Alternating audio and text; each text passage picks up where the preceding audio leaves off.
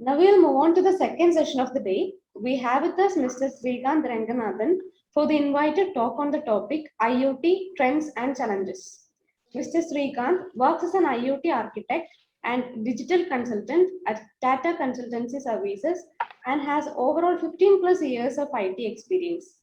He is an IoT architect as well as product architect for TCS's Sensor Data Analytics IoT framework.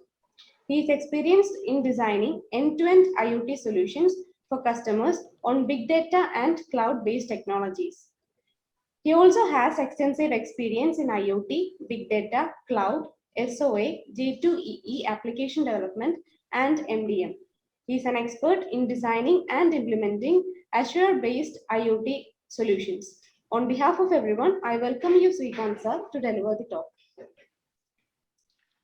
Thank you. So a very good morning to all of you. I hope this would have been a good week filled with a lot of gyan on IoT. So let me start off by giving my version of my introduction. So my name is Srikanth Ranganathan, and basically I'm employed with TCS for the past 10 plus years, and I have overall 16 odd years of experience in the IT industry. My role is of IoT architect and digital consultant. And when I say an architect, it relates to a lot of solutioning that I do predominantly for a customer problem statement solving objective. And for that, I use a lot of technologies related to IoT and predominantly the cloud stack, which has a lot of traction in the industry as we see now. And the people I work with are predominantly customers of TCS. And also a lot of partners. I work very closely with Microsoft architects in Redmond, Seattle, and across Europe and other regions, where we also do a lot of initial pilot programs in launching a lot of their new services. Last but definitely not the least, I am a student of CUSAT. I passed out 2003. I did my mechanical engineering from this esteemed organization. Okay, so without further ado, let me introduce to you the topics that I'm going to be speaking about.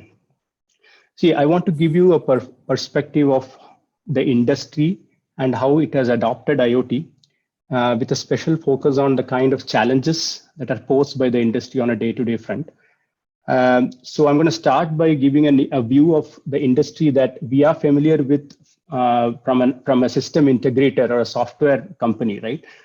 With respect to what services we provide and what is the area that we focus upon on IoT. From the industry view, I want to move into some of the strategic challenges that are posed to us.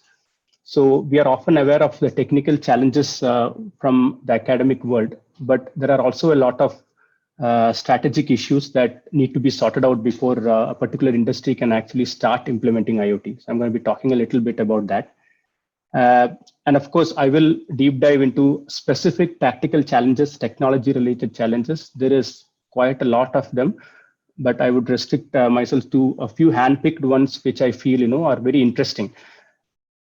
And of course, we will be collecting the trends as we speak, because every challenge is addressed by a specific technology trend, which is adopted and which is finding traction in order to mitigate that challenge. So we will be talking trends throughout this session, but then I'll have a summary for you and see a little sneak peek into what's up in the future available and what's going to come in the future for IoT and what's very hot in the market. So with that, let me get started. So I want to first of all make sure that we have an area of focus, because the IoT field is quite vast. And the way we know IoT is, the very common textual definition of it, right? Where we talk about connecting things and connecting objects to the internet.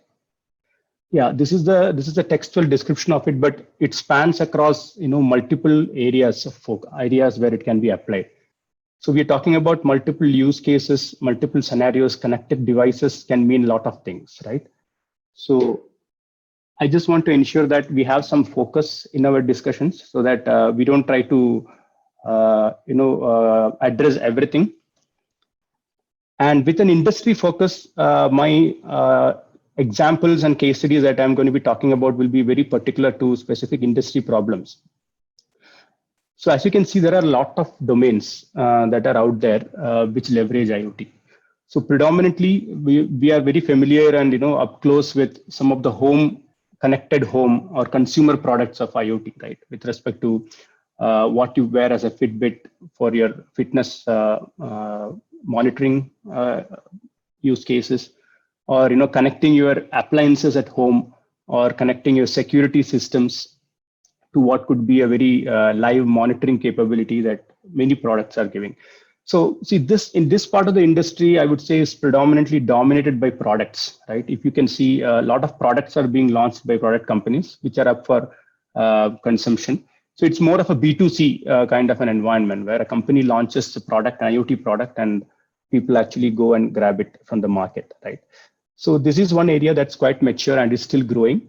But I would say companies like TCS and other software services company don't have much of a play in this realm. We predominantly focus on the enterprise customers that we have who are trying to adopt IoT and trying to bring in IoT into their IT/OT landscape, right? So which is why a lot of this consumer use cases might not necessarily figure in the kind of work that we engage with. However, the other use cases that are mentioned here, many of them like healthcare, transportation, retail, are common. We do a lot of work in transportation, especially around logistics, around supply chain, and around telematics, which is a very, very popular use case for IoT. And we do a lot of ship and over the sea monitoring of containers and stuff like that, which again falls under the very same bucket of transportation. Healthcare is very interesting because again it's a product dominated, I would say again, but there are very big organizations like GE Healthcare and of that sort who are introducing innovative products. Myself, I'm engaged with a venture where GE is trying to do ambulatory monitoring systems by using certain devices for patient monitoring on a continuous basis. They're rolling it out this year, but then it is very exciting to see that field, especially with the recent developments that COVID has brought about, right? So there is a lot of requirement for doctors to work from home, if you can call it that way, because it's very risky for many health officials and staff to actually physically go and inspect the patients in each ward, right? With the imminent risk of contacting an infection.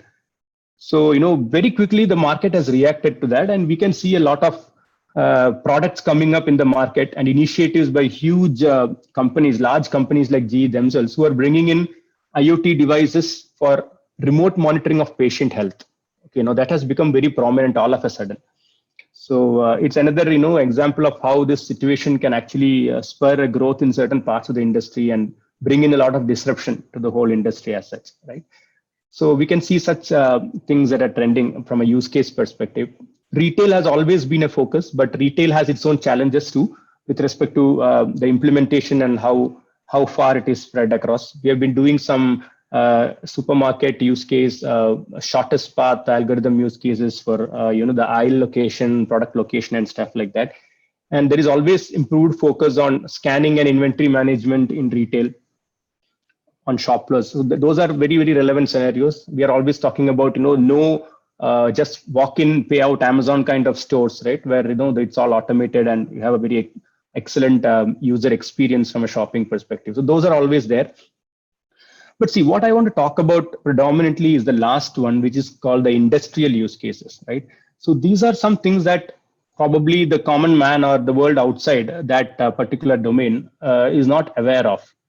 Not especially the rate at which the adoption is happening, the kind of technologies, and most importantly, the kind of challenges that are faced by the various factories around the world to implement, adopt IoT, and actually reap benefits out of it. Okay.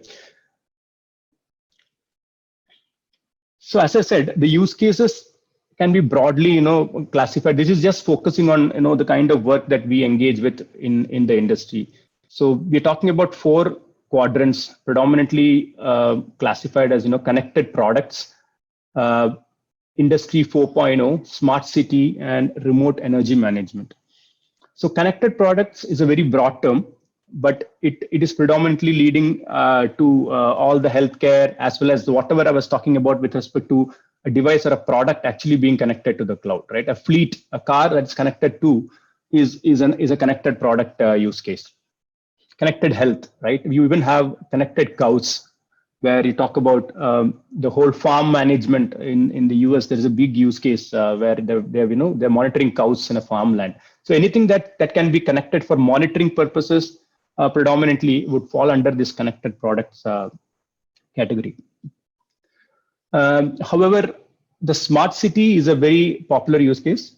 We have been working with a lot of government organizations across the world, the Middle East, as well as in Europe, where it's more of a partner ecosystem that's predominant here, where you can see a lot of these IoT solutions coming together, where your logistics, your management, your energy management solutions, your building management, smart buildings, smart parking slots, all these things come together to collaborate, to contribute to a global, a central data lake to kind of realize smart city use cases. So this is very ambitious, and this is not, that something can be realized very quickly. The challenges associated are humongous, and there are conscious decisions made by governments to invest in this direction. But I would say most of the such projects are progressing at snail pace with respect to investments, as well as the kind of scale it has to actually cover.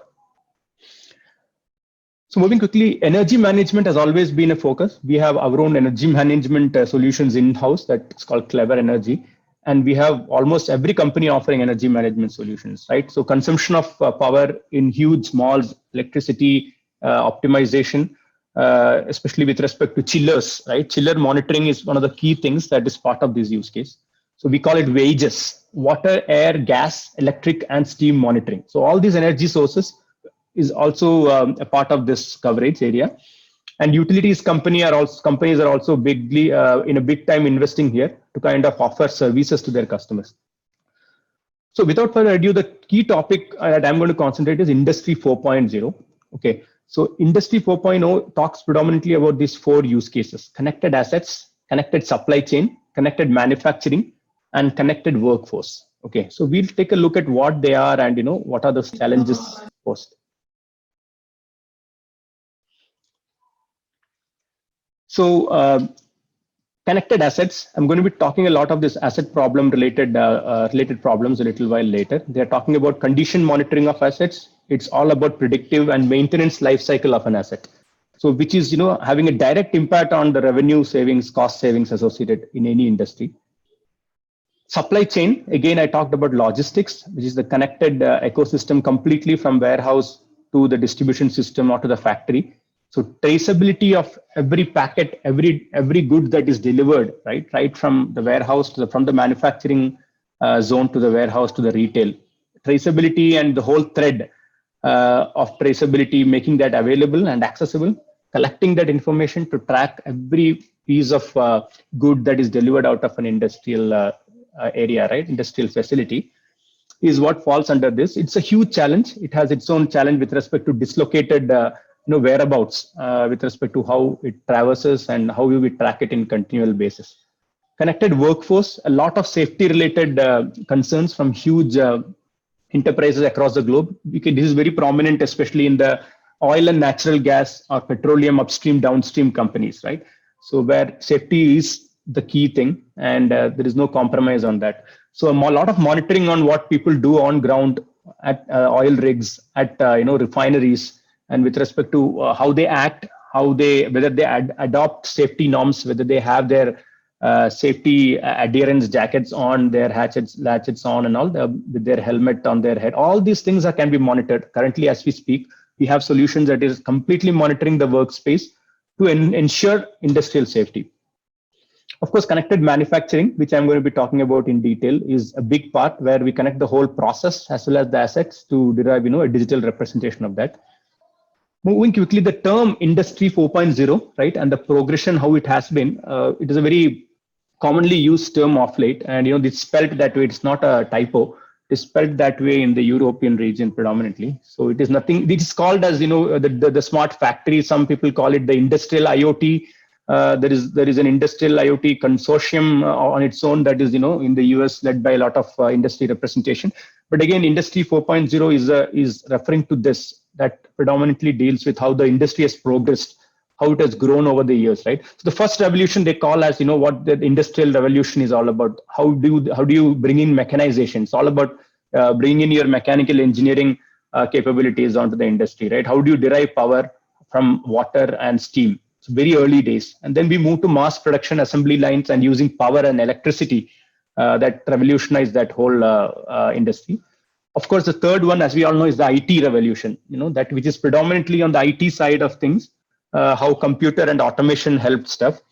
The fourth one is about cyber physical systems. Okay, now we'll see what that is, and how it is more about the OT IT confluence and how IT can be used to also not just monitor, but also control your OT. OT is your operational area, operational technologies, which are predominantly in the on-premise, on-factory setup. Yeah, so this is how your typical factory would look like, and this is the various use cases across that factory setup. I'll give you a second to take a look at that infographic. Right, they're envisioning the factory of the future, essentially, with all these use cases realized. But if you look at the objectives, is predominantly in 4 quadrants, right? The time to market, which is of course linked to your optimization measures that you can adopt, the flexibility in adopting newer methodologies, improving your overall efficiency with respect to people as well as machinery. And of course, the end goal is to grow with respect to revenue, right? So revenue growth is a very interesting topic, because what IoT has done is not just enhance the current operations of a factory, but also derived newer streams of revenue generation. Okay. So what IoT does for you is generate a lot of this data, using which there are newer disruptive revenue models that are coming up, where people are not just providing the physical goods that are generated out of their factories, but also service engagements with the data being leveraged to offer value-added propositions on top of their product. However, the same use cases I mentioned, the asset connectivity, the operations management part, supply chain management, and the workforce connectivity. Okay, so let me just move on. This was a sneak peek into the industry. I wanted to focus upon the area of internet that I wanted to be talking about. Now that we are familiar, with respect to what is the area that is going to generate the challenges, let us look at what the challenges themselves are. Right? It is not just a tactical challenge, I would say, from an implementation perspective. We'll of course look into that, but even before that, there is a bigger challenge of adoption, bigger challenge of bringing in that change with respect to adopting IoT, designing, architecting, and rolling out an IoT use case in a factory, right? Because traditionally industries have been, very laid back with respect to adoption of IT. There has always been a cultural opposition to, bringing IT into OT. So even in an organization, there is always a rift between adoption of the IT teams and the actual OT and business teams, as to speak, right? It's always seen as an overhead. But that is definitely changing and must change for this to happen. So we'll look at what those challenges are with respect to this adoption of IoT, and how is the market reacting to that. So this is an infographic giving you, the volumetrics around adoption of technology, right? If you look at this, most of these technologies are B2C technologies, where we talk about a new product or a new service or some technological advancement being introduced, right, in the market, and people reacting to it by adopting it. It's crazily quick, right? The way India, for example, has itself picked up on the various social media technologies, mobile technologies, right, with respect to sharing data, sharing information, sharing multimedia content, right? It's alarming rate. It has grown to such an extent that it's contributing to such huge exabytes of data every second, right? So this is something that's phenomenal. This is impressive. I totally agree. But is this rate something that's viable for an industry to adopt technology? That is what we should give a thought process around, right? So can an industry such as a mechanical industry or a production manufacturing industry, which is very traditional in nature and which has been there around for several years, several decades, is it easy for them to adopt a new technology and assimilate that within their way of working, right? That is the biggest question that we have to ask. And the answer is no, it's not that easy. Okay. There are a lot of concerns by organizations when they set about, on a, what we traditionally normally call as, the digital transformation journey, right? What to embark upon that transformation, there are a lot of concerns by these industries, predominantly from a cultural aspect, adoption aspect, and also how do we go about it, right? What are the challenges that will come across? How are we equipped to face those challenges? How do we, institutionalize innovation within the cultural fabric of that particular industry, right? How do you bring in user centricity? How can we become more organized to adopt digital transformation, right? How do we accelerate? If and all we agree to adopt, how do we go about doing it, right? How do we increase time to value? How do we upskill our resources with respect to the competencies that are expected from a digitally transformed company, right? It is not enough if we bring in technology. It's also for the users, the end users, and the business folk to adopt their technologies. Because if you're talking about, for example, a big data based solution, or if you're talking about huge reporting capabilities, we are talking about real-time monitoring capabilities, right? The data delivery channels for these use cases are also digital, right? You would not have a traditional printout where you would have to stick it out and look at huge lines of records. The data delivery channels are also very digital. So then it has a direct impact on the user adopting that channel, right? So how do we bridge that gap? And how do you modernize the landscape itself, right? It is also calling for a lot of infrastructure modernization. It will dictate a lot of existing infrastructure, networks, devices to be modernized, right? What is the impact on CapEx and OpEx on that, right? Is it worth that investment? It's a huge decision. It's not a very easy call. And the ROI on all this investment, right? That is the biggest worry for any CEO. Today, when he is guided by the CIOs and the CDOs to take decision towards investing on digitalization, the first concern from the CEO and the CFO is always about ROI, right? How fast would I start reaping benefits of these investments? And if that is the case, is there a way to prove that my investment can actually reap revenue in terms of money or dollars, right? So how do you prove that? How do you quickly move around proving a concept and then quickly transforming that to a production grade implementation? So these questions are in abundance when you talk about IoT adoption in industry. Okay, and that is where we come in as system integrators who come in as consultants to them, right? Because we have seen this adoption across multiple domain industries. So we talk about our experiences and how we help them kind of mitigate those challenges, right?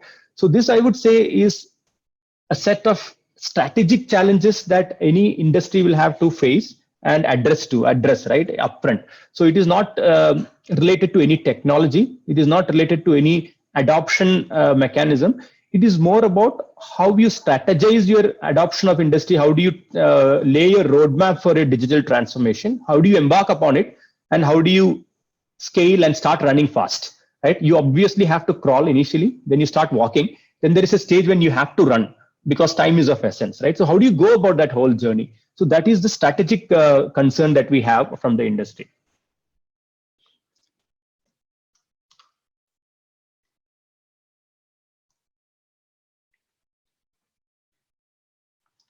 Yeah. So as an industry response to this kind of a concern, right? So what is coming up as a very widely adopted trend in the industry is a platform-centric approach towards IoT.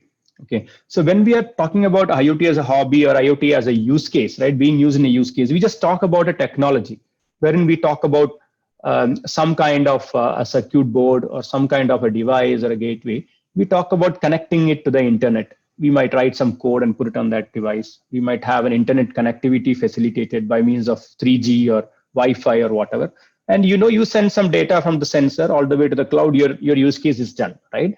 But I would say that is the easiest part of implementing an industrial use case in IoT. What happens is that most of these industries are pretty distributed and very huge in terms of internal organization, right? So you have a lot of lines of business who have their own P&L account, P&L balance sheet, right? They have their own funding, they have their own pocket out of which they can spend from. So what would happen in such a scenario is that, right, there are a lot of siloed IoT endeavors from each line of business. And at the end, one fine day, if the CIO wakes up and introspects where they are from an IoT adoption perspective, what he would see is there are a lot of siloed technologies in place, right? Every unit is doing an IoT POC, a project on its own, and each one is bringing its own technology because the market is flooded with options.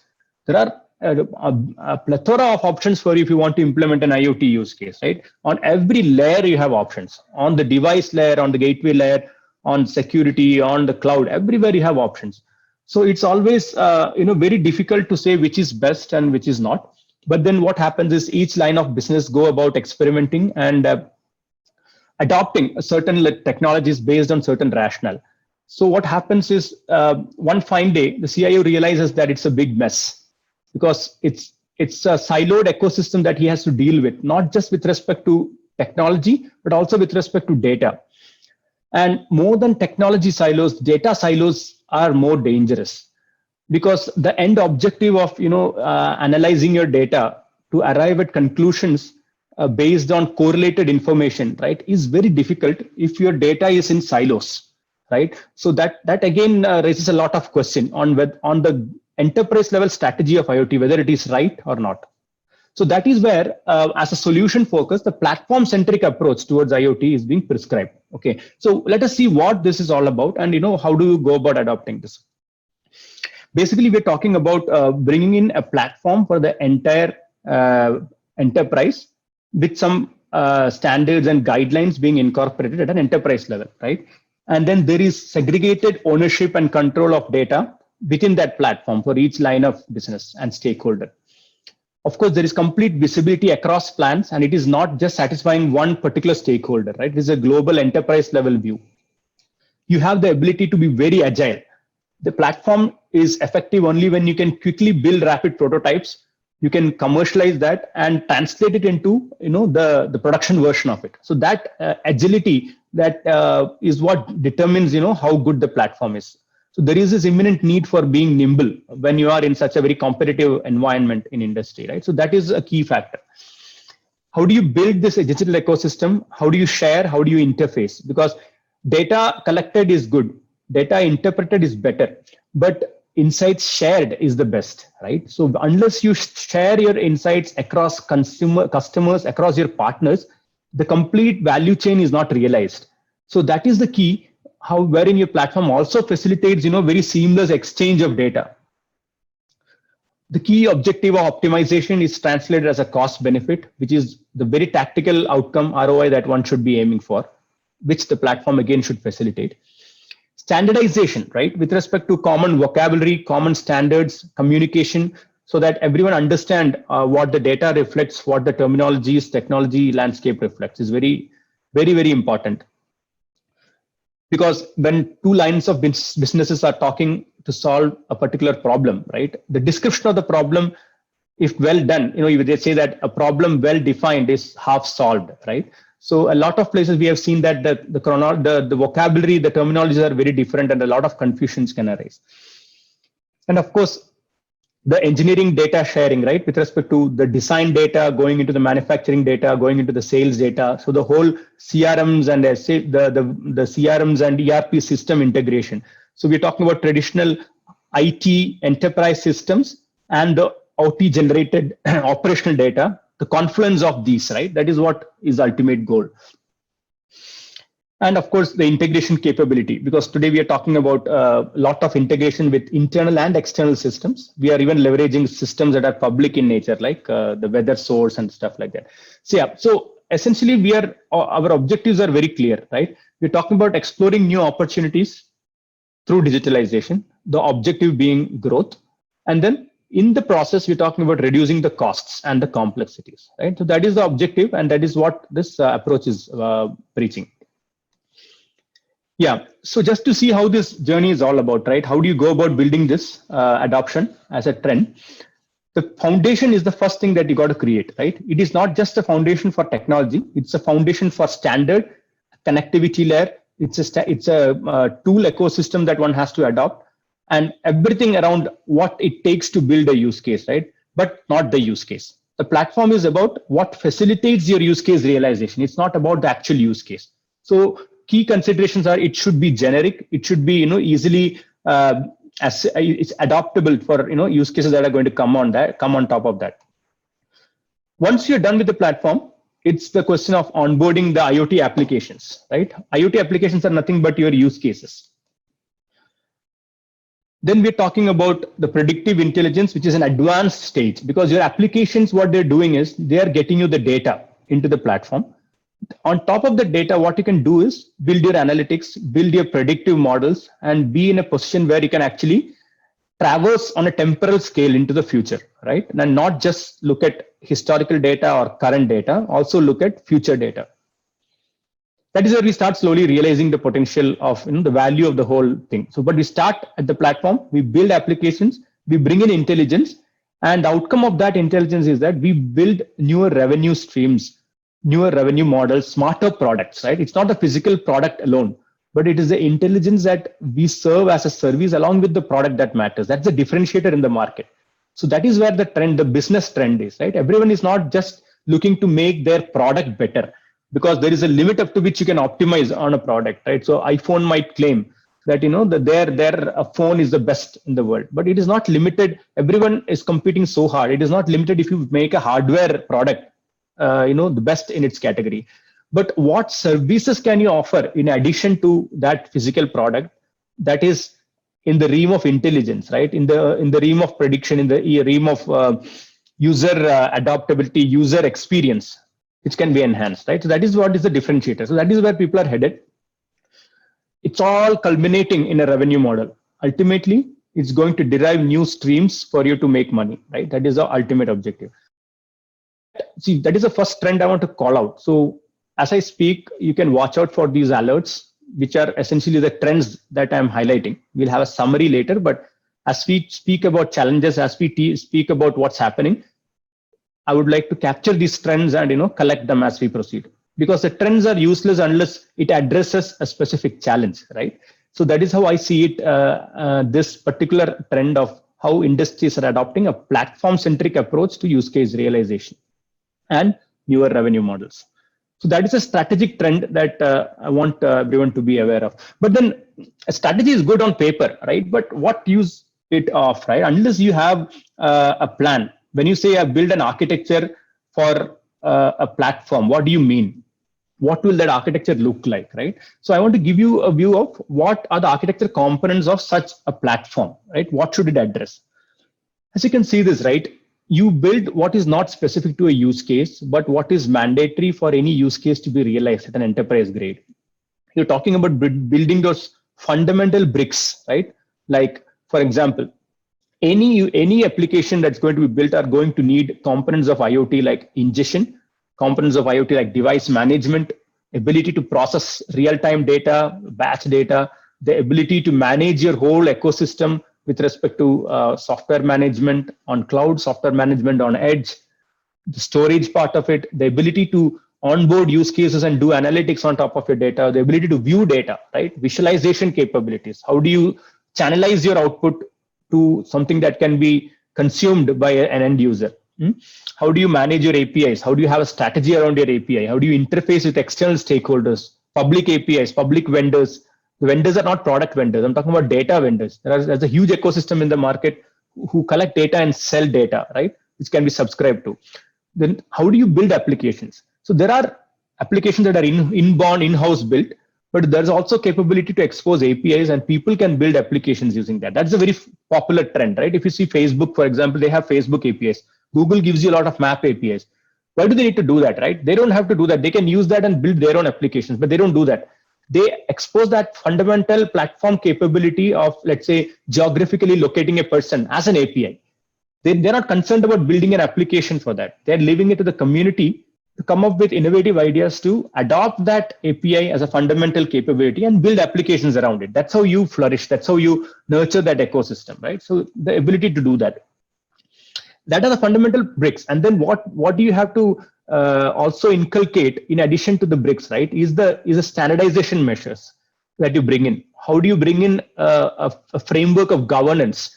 Because there could be a lot of siloed activities. You don't want to go any activity unnoticed, right? How do you do audits? How do you do role-based access control on application access, on device access, on data access, right? How do you bring in a security? Security is a huge topic, right? So how it cannot be left to individual stakeholders who build use cases to define their security perimeters, because that has to be governed centrally from an organization. If there is a security flow in one use case, that is developed by a particular department of a big enterprise, right? And it leads to a security flaw resulting in huge lawsuits, for example, or huge revenue loss for the company. Who is at stake? It is the CIO, CEO who will be questioned. It is the management at the central level who will actually be held liable. So when there are such responsibilities, it's also important to kind of provision for it at a central level. So hence security guidelines, security policies, framework should be defined at enterprise level. The ability to monitor the whole platform, monitor the edge ecosystem, provision the edge ecosystem, bring in agility by means of automation in terms of testing, in terms of simulation, in terms of code integration and deployment, right? All that is a fundamental building block which every use case cannot rebuild. They don't want every use case to be reinventing that wheel. So it's going to be a fundamental platform capability. And that will bestow you with all the diversity that you need to address, the flexibility of the platform, how it can scale, how it can be very nimble with respect to adding resources, scaling from 10,000 messages to over a month, right? How is it possible? Unless you have a platform, that's not a viable approach. Of course, the usability aspect of it with respect to user experience and how people adopt this platform. So that is the fundamental architectural principles or components that would define your platform.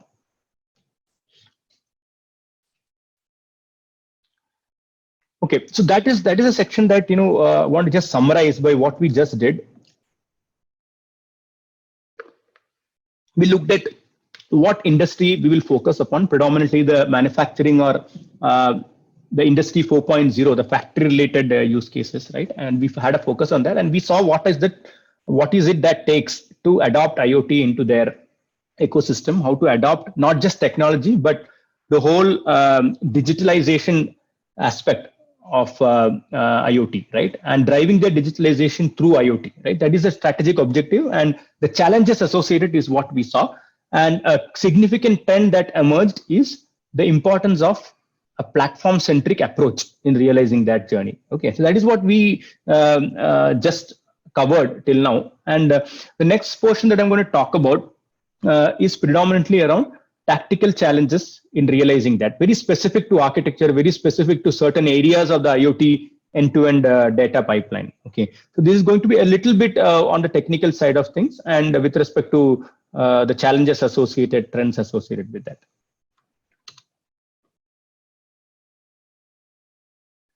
Yeah, so before we go into that, I want to just set the playground level so that everyone understands the area in which the architecture spans across, right? We have a foundation layer architecture or a reference architecture, very high level, to just talk about the areas that we will be covering and where the problem lies, right?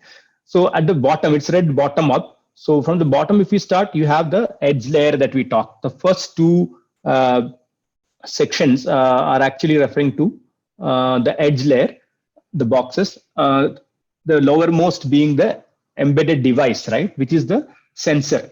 It could be a sensor, it could be an actuator, which could be fed with instruction from up north and could be made to act. But then ultimately it is the last mile where it has physical contact with the device and it is on premise, right, closer to the ecosystem that we are talking about. And then on top of that, we have a gateway. Typically, in industrial IoT scenarios, in most scenarios, these sensors have predominantly ability to only acquire data locally and share it locally in near field communication protocols over Ethernet or other Bluetooth or Wi-Fi kind of technologies. But very rarely it doesn't make economic sense to kind of put a GSM module on every sensor and make them contact the cloud, right? So that is not economically viable. So you have an edge landscape architecture where these sensors kind of connect to a local gateway and the gateway talks to the cloud. So we have that kind of a distributed architecture in most of the cases. And then we have the gateway, which of course has its own challenges about device management and negotiating the protocol and aggregating the data, doing some analytics on the gateway. The gateway is going to be a physical device that sits on premise. And then you have an aggregation layer. This is all cloud. Cloud, when I say it need not be actually a public cloud, it could also be a data center, which is specific to that company. An aggregation layer where all the data routing, processing, the complex event processing is done. Then you have analytics, which is more of a batch approach to data. And then you have the whole visualization layer where you deliver this data. Then the security runs all across this. Okay, all the layers have their own security challenges. So this is just a snapshot to give you an idea what is the area that we will be looking at. And when we talk about edge, this is where you should relate it to. Very quickly, let me tell you what are the activities in cloud, right? So I don't want to be talking too much about the cloud because it's manageable challenges, right? There are a lot of solutions already out there. But just to give you an overview, the 4 Ps, as I may call it, right, is predominantly what we do there is to procure data, to parse and infer data, to process the data, and eventually persist the data, right? So this is broadly what we do as data management activities in the cloud. There's always a control plane that exists in cloud, which is used to control your edge ecosystem and the cloud ecosystem. But the data plane is predominantly these set of activities. Okay, so they are revolving around the capabilities to deal with data that is ingested in high speed, in the data that is of various formats, the data that conforms to various standards, and how do you interpret data, process data when it is in flight and also when it is at rest. And these are the typical challenges that are associated. But we won't be talking too much about that. I'll come to that part a little while later. But the action predominantly lies around the edge, right? That is what IoTians are referring to always. When they're talking about IoT, they mostly talk about the edge part of it. And here, predominantly, we have sensors, as I mentioned. There's a huge ecosystem of vendors out there who are producing sensors. Every day we see new sensors coming into the market with various capabilities. Okay, so that's again calling for a lot of agile adoption of the sensors with respect to how we negotiate with them, how do we interface with them. That interfacing layer is going to be your gateway. Typically, that's a hardware device, which again is a huge ecosystem play where we have a lot of vendors who are coming up with varied gateways with various configurations and capabilities. Actuators, of course, not much in use currently, but definitely a technical possibility. Edge intelligence is the future, and the key trend that is picking up now. Of course, it has its own challenges. I'll be covering around that very shortly towards the end. Agent is something that bridges the gap between your cloud and your edge, right? It's mostly a software component that runs on your edge.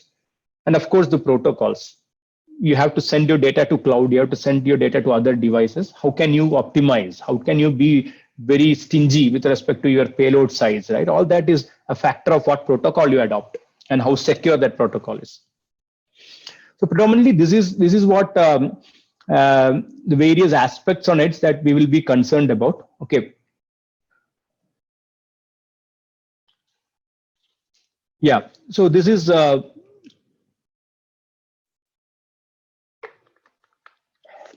excuse me. One aspect that is very critical in a production scenario. I'm not sure how much of this is part of an academic curriculum, but I would definitely like it to be. What is a key problem, right, in rolling out an IoT gateway from a tactical front, right? We saw the previous slide where we talked about sensors and gateways. Sensors, okay, there is a limit to how much you can optimize, how much, there's not much code going into that, right? And the management of that is predominantly product driven. So the company or the vendor of the sensor will take care of replacing it, or if it's a faulty sensor or whatever. There's a limited capability available for us to do, right? But then the gateway, the IoT gateway is a very, very critical component, because if that goes down or if that is not managed properly, then your handle to the edge ecosystem is lost, right? Because that is the key ingredient that talks to the left-hand side to the sensors and to the right-hand side with the cloud or the server side. So there are a lot of challenges with respect to managing that gateway and introducing it into a domain use case ecosystem, right?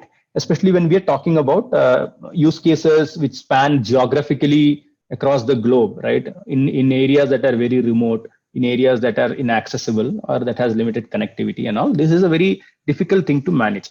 Okay, so what is typically prescribed is there is this huge problem of device management, which is an expectation from any IoT platform.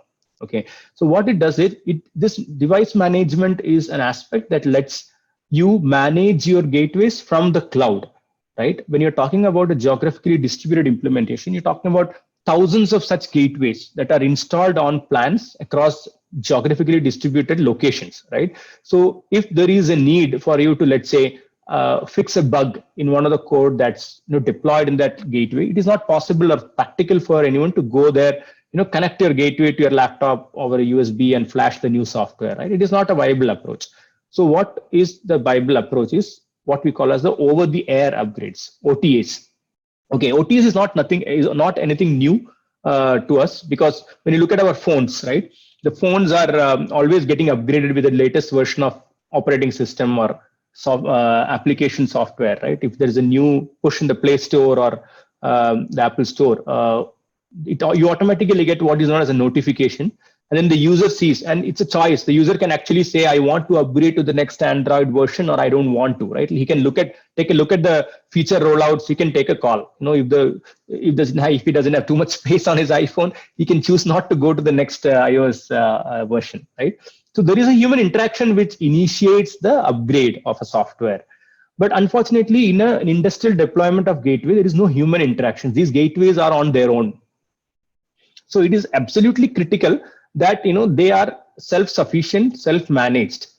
Okay, so that automation is not a luxury, but rather a necessity in this case to make this thing work, right? So that is where there is a thought process and a prescribed way of how we should go about managing the life cycle of a device, right? So this is what is being adopted by many companies, and prescribed by even big solution vendors like the Amazons and Azures of the world.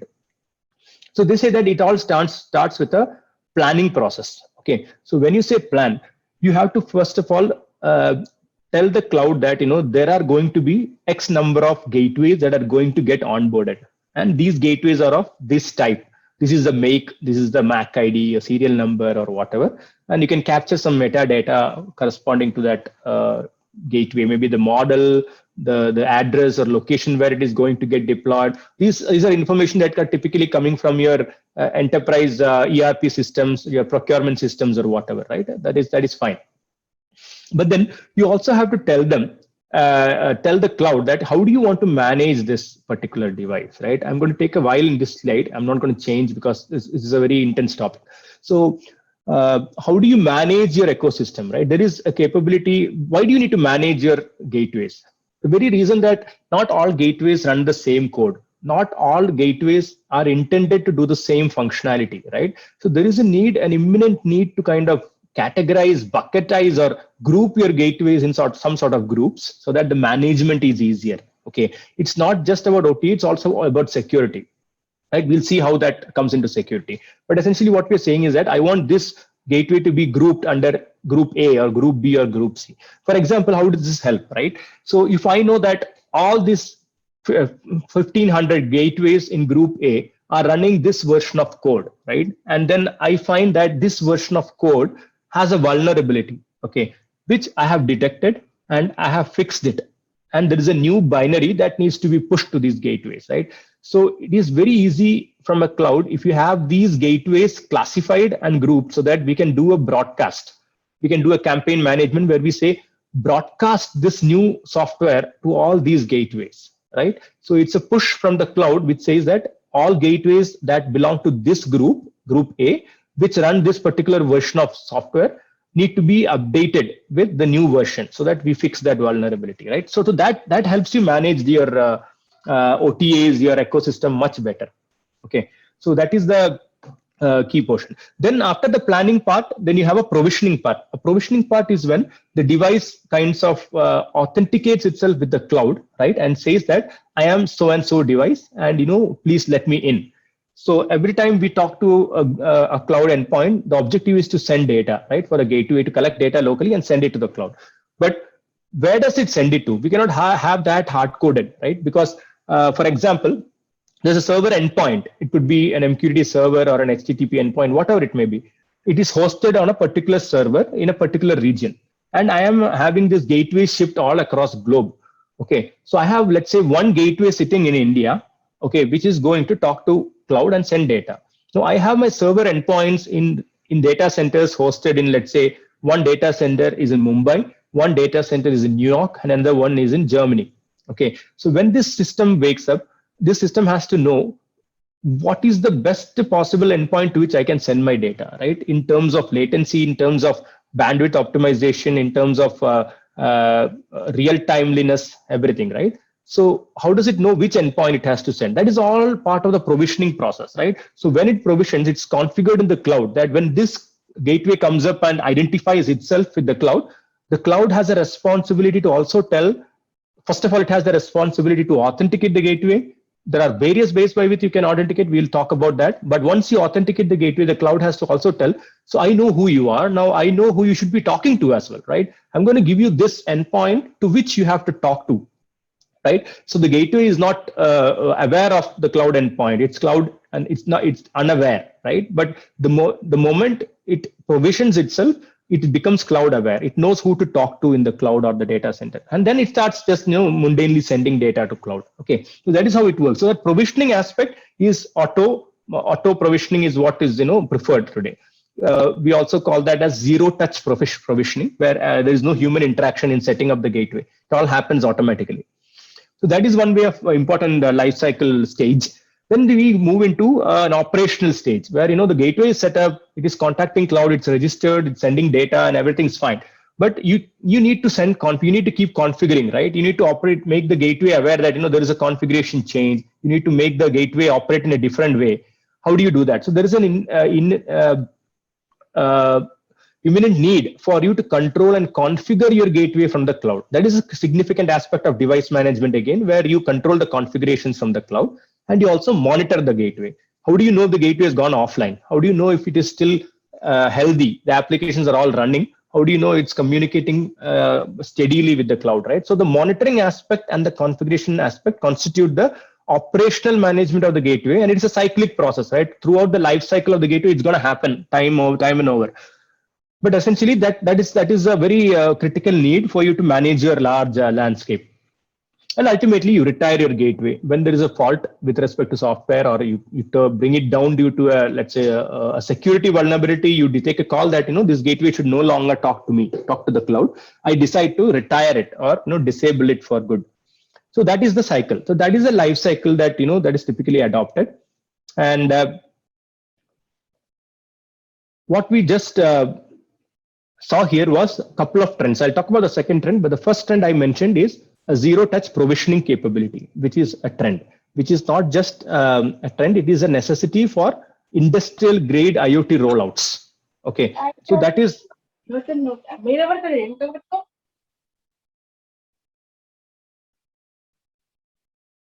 Hello, was that a question? Okay. I will take that for a no. So yeah, the second trend I was mentioning was, I was about to mention was hardware as a service, right? Because that's a new trend that's coming up, because people see that there is this need to manage the gateway, and there are companies who are coming up with not just gateways, but a hardware that is fully managed as a service. So you're providing hardware as a service, a new business model, right? So if you look at from a gateway manufacturer perspective, it is a disruption in his industry. A guy who used to sell electronic devices now is bringing in a whole managerial aspect as a service, for which he has to have his own data collection, his own control plane and everything. but it is being offered as a fully managed ecosystem which can be directly adopted. Okay, so this is a new trend as well, that many people are choosing to adopt, but there are still people who don't prefer that. They want to have their own control on their devices. They don't trust other companies managing their devices, right? Where security is very critical, they probably want to do it themselves, then they won't opt for it. But people who want to expedite this the whole journey, they go for this ready to consume services. So those are two trends that we see. And yeah, so let me talk a little bit about that whole authentication part that I mentioned a little while earlier. Okay. So the authentication is a very, very key part of the device provisioning aspect. Okay. So when the device is out there, and there are two ways of authentication, right? We typically know that from traditional computer science, the server authentication, server-side authentication, and the client authentication, right? So server-side authentication is pretty straightforward. It is predominantly used to validate that this is a known server that I am talking to. It's pretty analogous to your browser accessing an HTTPS site, right? Whether you are going to tell that the server is an accepted server, and there's a CA, certifying authority, who is vouching for that. Okay, so there is just a need for a public certificate to be available everywhere on the other client side. So that is easy to manage, because a private certificate is at the server side. There's only one place where you have to manage the private keys. But client authentication is a little bit of a challenging task, because here the objective in layman's term is for a gateway to tell the cloud that this is who I am. Okay, and the cloud should be authenticating, saying, okay, I recognize, I realize you, I know you are a trusted device, you are a genuine device, and I can let you in, right? So that is a kind of handshake that has to happen. So for that to happen, the challenge is that there should be an ability in the cloud to do that authentication. Okay, and it should be based on some trustworthy parameter. Okay, you could always send a username and a password, right? Like how we do, right, in traditional web pages. You could always do that, but how safe is that, and is that good enough is a question, right? So that is an asymmetric key based authentication, which is also supported for not so critically secure use cases, as I may call it, right? But then for more industrial grade, military grade gateways that are very vulnerable to attacks and all, you got to have a more sophisticated mechanism. Hardware-based mechanisms are there, software-based mechanisms are there, but certificate-based authentication is one key trend that's adopted everywhere, where X509 certificates are used to prove one's identity. Okay, so the challenge here again is that every device is then expected to have a client certificate, which is signed by a very unique private key of its own, right? So the public key is going to be there in the cloud, and it has to acknowledge when that handshake happens, when that authentication request happens, that this is not a rogue gateway, it is a trusted one, and I may guarantee access to the cloud endpoint, right? So that is the point where the authentication actually happens. So for this to manage, there is this bigger challenge of how do you plant a leaf certificate into every gateway? How do you make it unique? And this all has to be, within the certificate chain of either an intermediate chain from a common root, right? This root is provided by your certifying authority. So it's mostly all your encryption technologies being leveraged here, but essentially that is the flow. So what we need to do is we need to have that intermediate certificate, a trusted certificate in the cloud that can potentially validate every leaf certificate that is again signed by that intermediate certificate for this authentication to be very efficiently carried out. So putting the intermediate certificate on cloud is not a big deal. We can do that. It's a one-time thing, and one intermediate certificate probably corresponds to millions of leaf certificates. But then having a leaf certificate in every gateway is a very challenging task. Okay, and having a private key securely stored in the gateway is equally challenging as well, right? So there are a lot of best practices and trends that have been adopted in carrying out this exercise. So typically there is a whole vendor ecosystem that comes into play, where you have a certifying authority who generates the certificates, and signs your certificates for you, who can also manage your keys for you. Then there is this whole gateway manufacturer who will have to build as a process into the gateway manufacturing process how do you tag and plant the relevant certificates in the relevant gateways, right? So that it has to go all through the process of how the gateway gets manufactured, because you don't want to be sending the certificates and keys over email to someone and they copying it over, right? Because it's not a very secure way of doing it. So there are challenges corresponding to that, and the trends that kind of address these are bifold, I would say.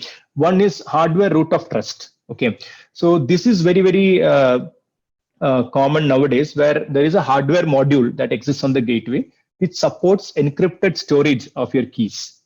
Okay, so the root of trust or the certificate is built into your hardware, is flashed as a fundamental capability in your hardware, and it can be really realized only when you have that whole ecosystem of gateway manufacturer and the certifying authority all built into it. Okay, so hardware root of trust by terms of encrypted storage, there are hardware security modules, HSMs, that are available on gateways.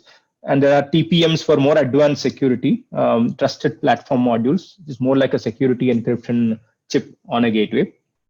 So these are widely adopted to ensure that there is no physical tampering of the gateway for retrieving security keys, right? Otherwise, if anyone can access your gateway physically, they can connect that gateway to a computer and retrieve if it's an unencrypted content out of that, right? So that is a key thing. And the key aspect of HSM modules is that, right, they don't actually give you any way of retrieving the key from the HSM module. It can only give you SDKs to sign a certificate using that key, right? So you can never retrieve the key out of an HSM, and there are SDKs or APIs available internally for your code to sign a challenge with that key and send it up to cloud for being validated. So such very hardware bound encryption storage based mechanisms are being widely adopted as a trend to address this. Okay, and then there is a concept of renewable security. Okay, renewable security is even one step further, right? So we can always keep a certificate and a key once and for all within a particular gateway and say it is secure. But it's just like the big debate that goes on, right? Some people say that biometric authentication is the best way of authentication, right? They say that your retina iris scan can never be duplicated or imitated. It is a proof of ultimate proof of your identity. There is a school of thought that says a password or an identifying mechanism that remains constant throughout its lifetime or for prolonged periods of time can never be a very good authentication mechanism, right? We often get mails from our IT teams to change our password every 60 days, every 30 days, right? So they say that unless your password keeps changing, unless your keys gets recycled, your security is not good enough, right? So there is that school of thought which believes the pitfall of biometric authentication is because it can never change, right? It can never be imitated, that's good, but it can also never change. So is it good enough?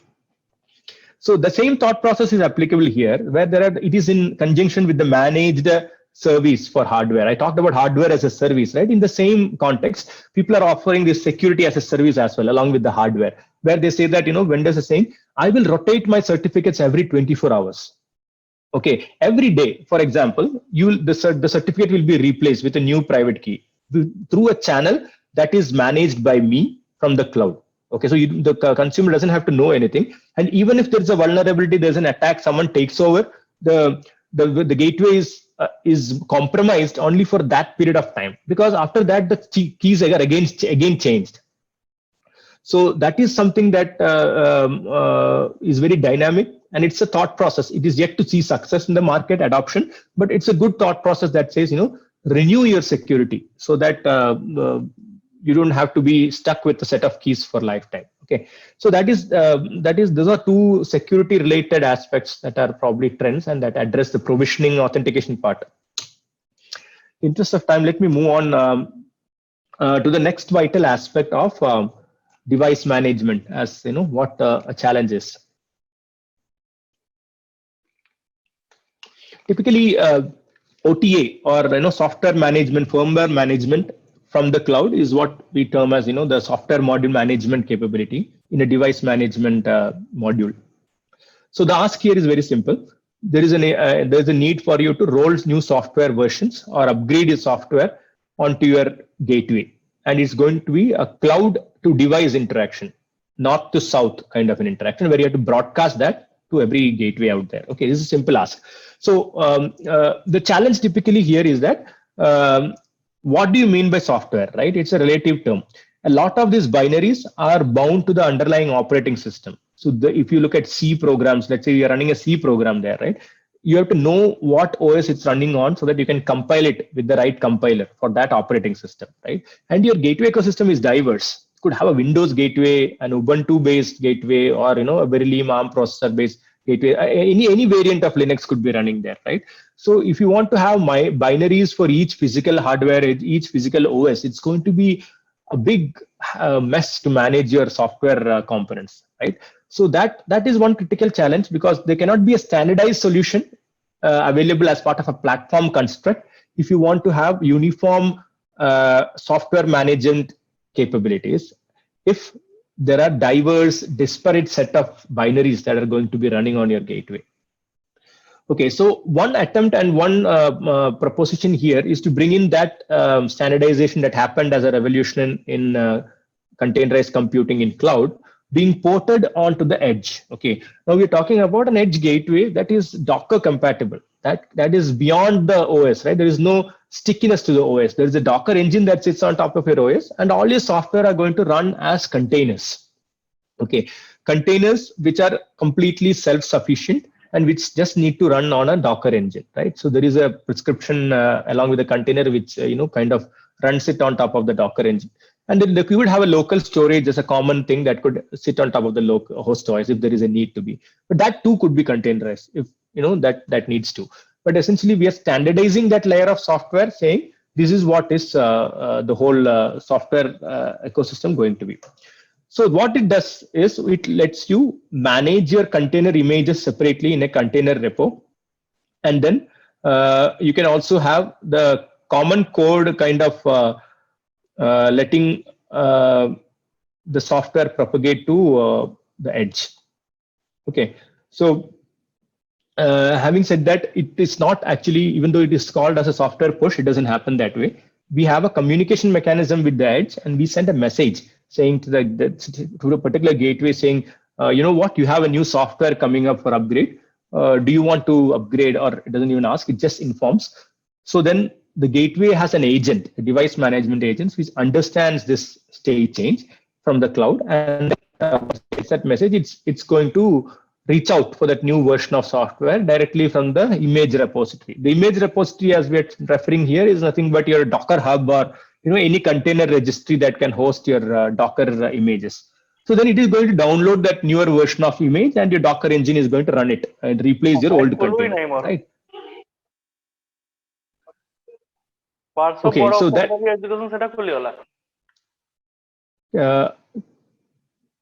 Pradeep, I think you are not on mute. It would be good if you could go on mute. Thank you.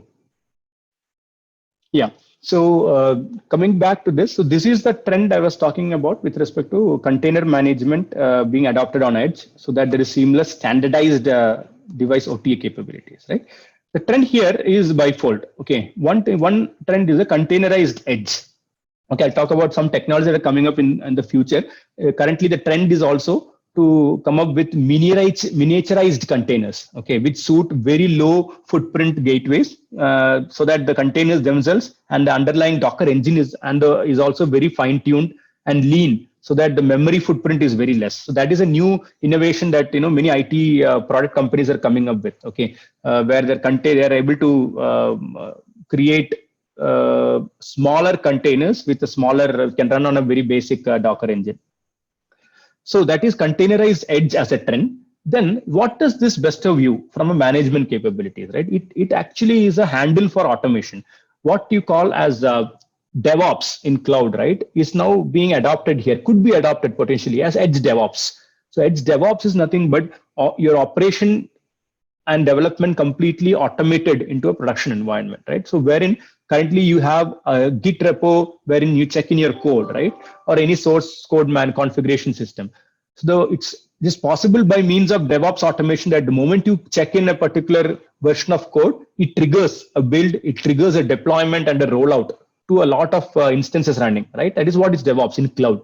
Now, with this capability, the OTA device management can also participate in the DevOps pipeline, which essentially means that on the click of a commit, on the click of an approval on the cloud, we can propagate automatically all the code corresponding to the devices to which it has to be propagated and installed. So the whole edge DevOps pipeline is being extended to the edge ecosystem as well. So that again is a very significant trend from an operations management perspective. Yeah. So what this has done, okay, how for every technology, every new trend that comes in the market, there is a reaction that the market does, right? How does it react? How it reacts in the form of either newer products or services or from a community perspective, right? So what this has done is it has given that capability to completely modularize your features on your edge. So when I say that, there could be many capabilities on edge that you want to run, right? With respect to, let's say, data collection. Let's say I want to negotiate a Modbus protocol from a PLC and then extract data. Now that is a very fundamental capability which can be served as a plugin, right? So as to say. So you know how the Chrome browsers, right, for example, started adopting plugins, and once that came, people started writing plugins. There are a lot of plugins available for everything, right? So that is an ecosystem that they're creating, very similar to how a Play Store is, right, where you create a particular platform for people to modularize and host their apps, right, or sell it rather even. So then that platform is nothing but what we call as a marketplace, right? So what this has done is it has brought in a new concept of an edge marketplace. Essentially, when this software layer, software compatibility layer on the edge is getting standardized, there is a capability for people and the community to contribute and build this ecosystem, nurture this ecosystem by building in pre-built capabilities and selling them or launching them as modules, which are essentially Docker containers or Docker images. Now you could actually go into a cloud provider website and buy edge modules and subscribe to edge modules or buy them for a licensed cost, right? And that's a new revenue stream that's come up. So capabilities that are related to protocol negotiation or very standard features, right, on the edge, which you don't have to reinvent for everything, that those are being provided now as ready to consume modules. So the new trend that that is very evident coming up here is the edge marketplace, that I may call it that way.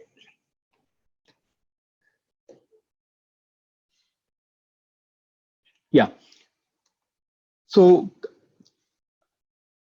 I talked about a few tactical challenges at a very technical level. Now I'm going to go back and take you back to the Industry 4.0 construct, right? The scenario that I was talking about earlier.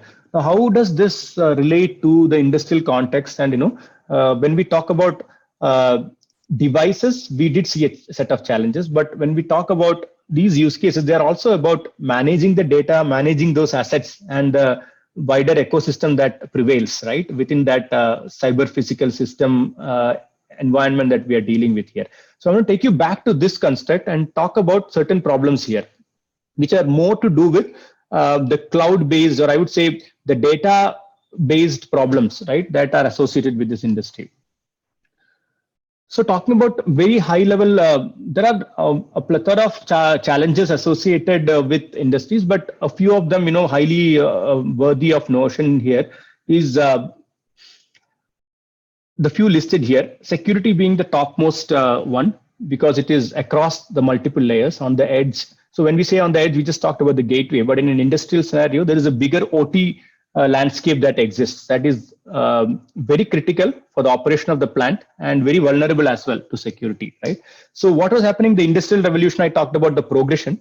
So till the invent of IoT, the plant network was operating in isolation. They always had a very secure network periphery within which the data was exchanged, within which the systems operated. But now with IoT, we are opening that up, right? We are having an interface, a potential channel to cloud, but nothing but public internet, right? Which is a very, very risky proposition. And we are also building a inward port opening channel, right? Where we are saying there's also an ability to reach from cloud to within your OT network. So that is posing a very big security challenge because any vulnerability, any attack is now possible over that channel. Okay, so that is why security from an OT perspective is very critical, and there are a lot of trends that are emerging in addressing that. But it's a huge topic in itself, probably worthy of another hour of discussion. But we will not go there. Okay, but I just want to point that out because that is very critical. Connectivity is a very significant challenge because most of these plans are in remote areas, outskirts, where there is bandwidth issues, connectivity challenges with internet. So they never had to connect to the internet, first of all, because they had their own data center inbuilt, their own networking infrastructure in place, right? So 3G, 4G, 5G kind of networking is being explored now, and the challenges associated with that are profound. There is an explosion of data. Now that we are connecting every system and sending it, the sensors are not one or two, right? They are running into millions. Because a compressor, let's say provided by a vendor, is coming with inbuilt sensors, hundreds of them, right? Typically, every mechanical part, every installation is coming up with hundreds of sensors. So the potential to reap those data and benefits out of them is, endless. So hence, it has a direct impact on the scalability. How do you ensure that your OT system, data collection systems, your channels of communication, everything is able to scale to send such huge volumes of data, right? So they're struggling to scale their solutions, even though they succeed in proof of concepts, they prove the concept, but scaling or translating that to a stage where you can actually start running with the production volumes, right, is proving to be a big challenge. That's where the cloud adoption from a data management perspective is also a very prominent trend, but that is like the obvious choice, I would say, unless your data has regulatory obligations that refrain it from sending it to cloud. Other than that, I think most of those infrastructural scalability challenges are being addressed by cloud, at least once you send them to cloud. But if you can't send them to cloud, you ought to have an alternative within your architecture, which will permit you to run in a disconnected mode, right? Which can be self-sufficient within the OT network peripheries. That is again a challenge. So the simplistic edge is not sufficient for you. Then the bigger task of management, right? Now you have all the assets sending you the data. How do you manage your ecosystem? That's the part we talked about, the device management capability. But this is all fine. I'm okay with these challenges. There could be technologies to address them, or we are seeing capabilities that are emerging. But another big challenge that is more industry oriented in nature is what I want to talk about, which is less of technology but more of an adoption issue, is interoperability. Okay, so this is very, very critical. This will decide the success of IoT in industries. Okay, because it's a huge, diverse ecosystem that exists in industries, which has been, growing over the past 50, 100 years, I would say, throughout that 1, 2, 3 stages of progression in your industry 4.0, right? So what is the first challenge in negotiating with the systems and getting data? It is, of course, the protocol diversity, right? You cannot have a single protocol that is being used by all the systems today, because in an industrial scenario, you have to talk to the PLCs, you have to talk to the SCADA systems, the various onboard sensors, the various intrusive and non-intrusive sensors that we externalize and plant and bring into the ecosystem. There's a huge landscape that are essentially data sources for you. And to talk to each one of them is not easy because they talk different languages, right? It's very hard for one gateway to be talking all that languages, right? It is very difficult to manage that kind of a diversity. See, this is a set of known protocols, at least that I can recall. Some of them talk Modbus, some of them, BACnet, some could be Profibus, Profinet. But what is more interesting is that there are protocols that you don't know, right? Because there have been PLCs and devices from controlling vendors, right, which are proprietary in nature, whose protocols are proprietary, and some of them are even more worse, right? These are mostly contributed due to legacy systems as well. Many of the old plans are very difficult to integrate because the systems, the controllers, microcontroller units that are there are those companies probably don't even exist, right? They're outdated, and they still want to retain these systems because of a cost benefit. You don't want to be replacing them.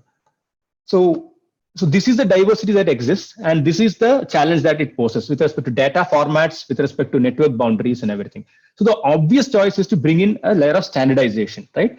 And that standardization is the next trend, which is brought in by something known as OPC UA. Okay, you must have heard this very common protocol, and it's more of a protocol, but more than a protocol, it is about a consortium that sits within the industry fraternity that is, widely propagating, and this is being adopted as a standardization layer for negotiating this diversity. What is OPC, right? OPC is your interoperability standard. Essentially, that's what it is. It is defining a new standard for which industrial automation space will adhere to, so that the language that everyone is speaking is common. And there's an architecture that supports it, that addresses, there's a product, OPC UA product that supports a pub sub mechanism, publish subscribe mechanism. And these are the key features. I'm rushing through a little bit in the interest of time, but these are key features, right? With respect to how it brings in an equivalence with respect to functionality and access. Platform independence, it can run on, the product can run on, any kind of microcontroller or even on big servers that can be hosted. Encryption and security is built into this product, right? OPC UA is secure and it is within, it can be operated on the cloud, on premise or on the network.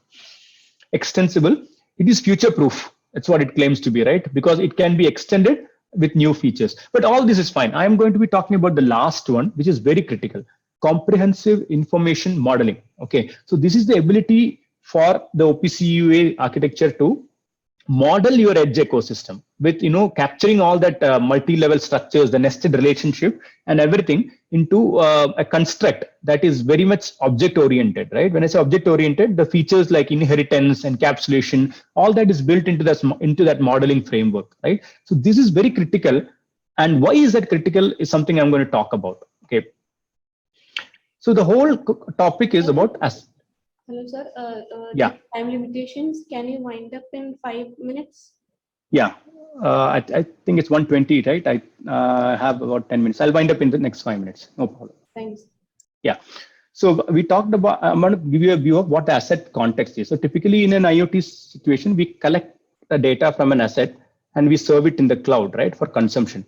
But I'm afraid that is only addressing the state part of the asset. But still there is a lot of other facets to the asset called either the behavior, the relationship of the asset, the properties and everything that are part of the asset, right? So what happens is the end analytics, the consumer of the data in the cloud, he's able to get the operational data of the asset, but he's not able to make sense out of it because the context is lacking, right? The asset time series data or the operational data is coming to him without the actual context, right? For example, if I have a pump, I get a data generated from the pump, but I don't know where the pump is located and to which compressor it is talking to, what is the situational context of that asset. So without that, the value realization from the data is proving to be very difficult, right? And if you look at that, to address that, you need to have a model that actually captures the whole asset hierarchy. And it could be a very simple hierarchy as on the left-hand side, as to a very complex hierarchy in an industrial scenario, right? It's very huge hierarchies with very high degree of nesting could be there.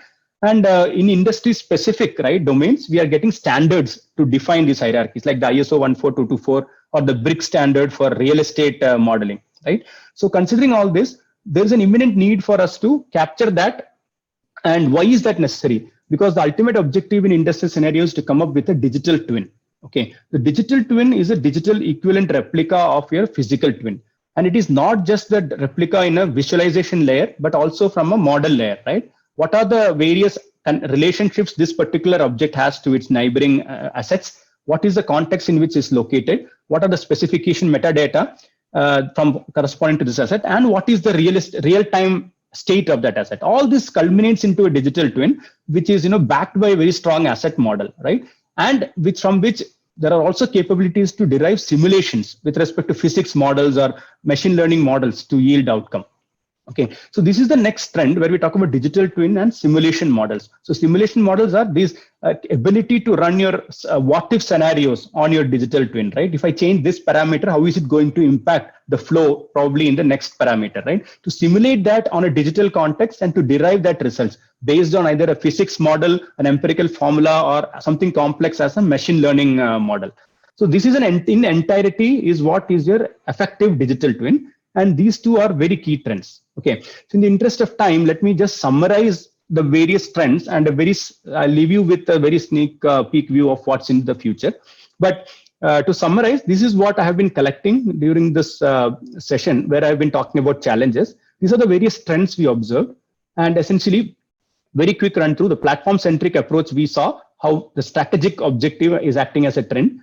And from a tactical front, zero-touch provisioning, hardware root of trust, hardware as a service, and renewable security, along with containerized edge and edge DevOps, right? This is a complete device management capability, which is a very key differentiator trend that is emerging and adopted by various industries. Okay, and then the whole ecosystem being transformed into a marketplace where DevOps, containerized edge and edge DevOps is facilitating you to buy modules from the marketplace and kind of assemble your edge code, assemble your edge functionality. Okay, so that is a key differentiator. Then from an industry perspective, coming back, an OPC UA led standardization initiative, which is very essential for the diversity and addressing that diversity and enabling interoperability within that ecosystem. And finally, how the asset models, which I would love to talk about in detail, but in the interest of time, I left you with a thought, that how the asset models are realized in an industrial scenario. How is it that simulation models augment the digital twin to give you ability to simulate what if scenarios, run some kind of simulation models on top of your digital replica of your physical twin. So in a gist, this is the trends from what we have captured. I'll leave you with a thought that you can probably go back and read about some specific offerings in the future that are coming up. Very, very prominent in cutting edge offerings. AI on the edge is the future, right? Is it the future is another question, because there are challenges in adoption there as well. The key ones being ability to compute huge processing on edge, right, with respect to hardware limitations. So GPUs and other offerings on the edge are being adopted. Then there's an offering called VPU, which is an alternative to the costly GPUs that are coming up that you might look up, as an upcoming trend. As I mentioned, the ability to run containers in smaller footprints, memory footprints, it's translating it into ML as well. So TinyML is something that lets you run deep learning models in a very small memory footprint, right, which is specifically for IoT and edge. And then there's Open Neural Network Exchange, which is coming up as a common format for exchanging models in the neural networks fraternity. This is being extended to the edge as well in the IoT scenario. So these are just some points that I will leave you to that can probably be left as a thought that you can probably look up as technologies that are coming in this space that are coming up as trends. Probably someone who's talking on the same topic a year from now will be talking in detail about most of these topics, as they would be very soon adopted in the industry as trends. Okay, so with that, I come to the end of my presentation. I can probably take a few questions if there is an option to do that. Otherwise, thank you very much for having me. 2 questions have been already posted in the chat box. Shall I read it for you? Yeah. Enterprise-wide IT use has been accelerated by ERP.